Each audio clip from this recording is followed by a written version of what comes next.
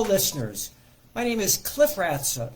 I'm the author of 2 ongoing series of novels, the Lightning Brain series and its sequel, the Keeper series. And in addition to being an author and a writing coach, I teach at universities and have a consulting business. If you would like to learn more about me, my books, or my writing coach activities, or make comments or suggestions, please contact us via the lightningbrainseries.com website. The title of this podcast is Let the Moods Be With You.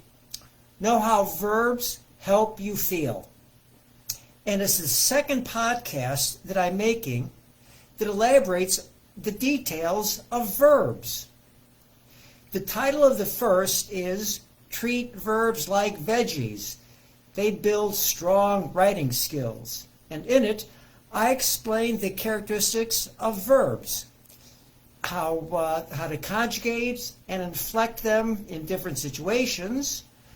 And I told why the verbs are so important.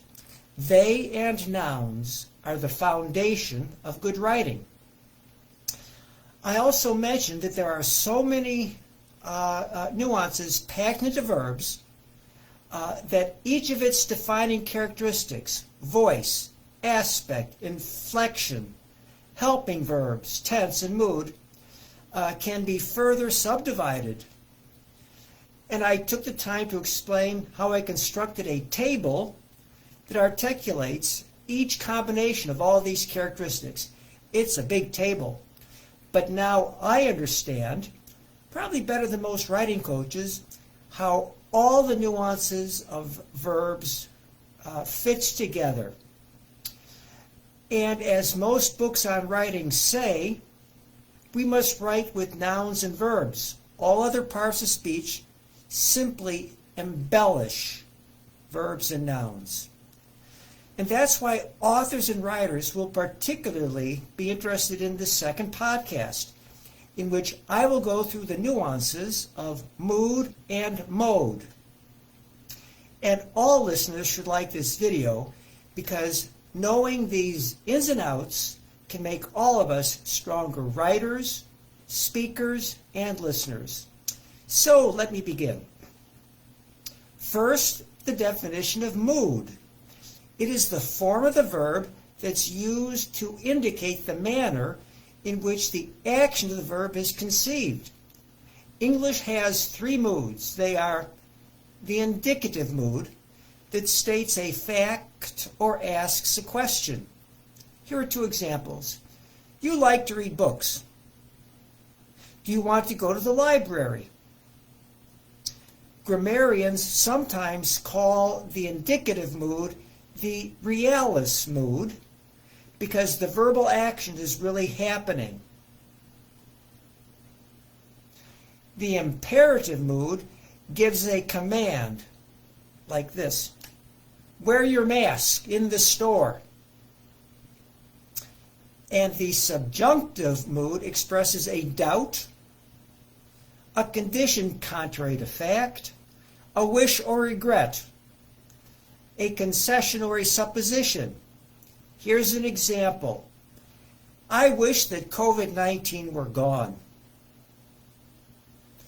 If I had my way, all students would get an A. Both imperative and subjunctive moods are sometimes called the irrealis mood because the action is not yet actually happening.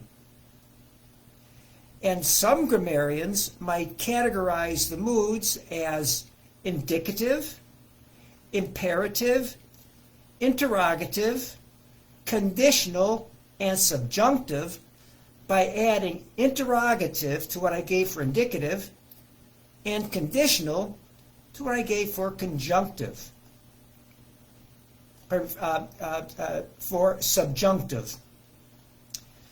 And for some grammarians, they can be even more picky, creating the emphatic mood for the declarative and imperative by adding the auxiliary verb do. Here are some examples. You do like to read books. Do wear your mask. They also create the infinitive mood in some sentence structures by adding to be. And here's an example. We can change love is a wonderful thing to be loved is a wonderful thing. And now to mode. Mode is sometimes called mood in grammar and is a category that reflects the speaker's view of the ontological character of an event. This character may be, for example, real or unreal, certain or possible, wished or demanded. Now that was spoken like a true sentence parsing grammarian, wouldn't you say? Here's the definition of ontology. Ontology is the branch of philosophy that studies concepts such as existence, being, becoming, and reality. It includes the questions of how entities are grouped into basic categories and which of these entities exist on the most fundamental level. So here's my simple scholar definition of mode. It is a refinement of mood that describes what the event is like. And here's the difference between mood and mode. Mood for a grammatical verb form depends on how its containing clause relates to the speaker's or writer's wish, intent, or assertion about reality. Mode for a grammatical verb form depends on how its containing clause relates to the speaker's or writer's wish, intent, or assertion about reality. We use modal auxiliary verbs to express modality, such as possibility, likelihood, ability, permission, obligation, or future intention. And here are the modal auxiliary verbs. Can, could, shall, should, will, would, may, might, must. I'll repeat that one more time. Can, could, shall, should, will, would, may, might, must. I imagine you could remember that. I can imagine you could remember chanting them with your second or third grade classmates as your teacher led the exercise. There are many nuanced, subtle shades of meaning when using modal auxiliary verbs. My Fairlex grammar book devotes a section to each.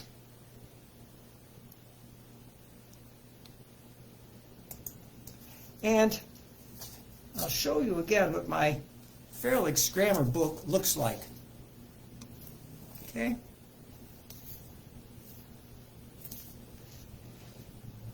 It's not a book for binge reading, and it's not a textbook. It's a good reference book, and I read a section a day. And grammarians take mood a level deeper by way of conditional verbs, which are used in conditional sentences, which are used in a subcategory of subjunctive mood called conditional mood. Oh, we keep getting deeper and deeper. That's okay. It's good for us if we take it slowly. Now, there are 4 types of conditional sentences. The zero conditional, which uses present simple tense to talk about what is always or generally true. Here's an example. If you throw a ball up in the air, it comes back down. In linguistics and rhetoric, this is sometimes called the historical present or historic present, also called dramatic present or narrative present, and is the employment of the present tense when narrating past events. It is widely used in writing about history in Latin and in some modern European languages. Then there's first conditional, which is similar to zeroth. We use if plus simple present to create the condition, and the simple future tense to describe the probable result. Here's an example. If I see him, I will tell him.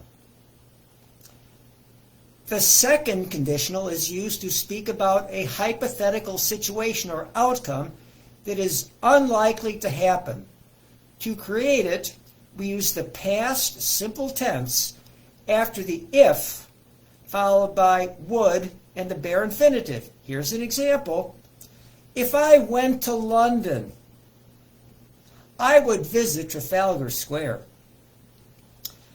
And the third conditional is used to establish a hypothetical situation in the past, followed by a hypothetical situation that did not really happen. To form it, we use the past perfect tense for the if conditional, and would have plus the past participle of the verb for the hypothetical outcome. Here's an example. If I had been more prepared, I would have passed the exam. There's even a fifth conditional called a mixed conditional. That's a cross between third and second. And there are two ways to form it. If it's being used to describe how an unreal situation in the past might have affected an unreal outcome in the present, we use the past perfect in the if conditional and would or could plus bare infinitive of the verb for the result of the condition. Another example. If I had studied more, I would be a doctor. Or if the mixed conditional is being used to describe how an unreal condition in the present might have affected an unreal outcome in the past, we use the past simple tense in the if conditional clause and the would have or could have plus the past participle for the result of the condition. Another example. If I weren't so shy, I would have asked her out on a date. Well, now you see how complex mood and mode can be, and how much you need to know about verbs in order to understand how to use them. But remember this, no writer thinks about these details when they start writing. They just let the words flow. And that's why thoroughly studying grammar and syntax and semantics is so important. The rules become instinctive. They become you when you write. So there, I've said plenty. And I hope you got something out of listening to this podcast. And our Prime Solutions Writing Coach program makes me available to talk more about all the above and more for writers who enroll. So thank you for listening, and bye-bye until next time.